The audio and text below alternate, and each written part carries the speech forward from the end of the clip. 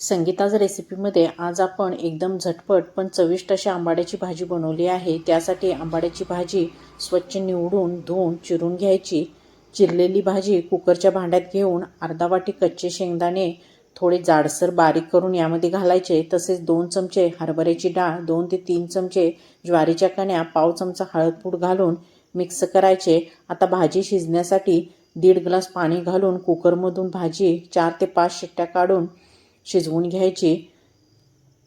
भाजी छान शिजली आहे। पळीने थोडीशी घोटून एकजीव करून घ्यायची। फोडणीसाठी कढईमध्ये 4 चमचे तेल घेऊन पाव चमचा मोहरी, अर्धा चमचा जिरे, पाव चमचा हिंग पावडर, 3 ते 4 हिरव्या मिरच्या व 5 ते 6 लसूण पाकळ्या बारीक करून यामध्ये घालायच्या।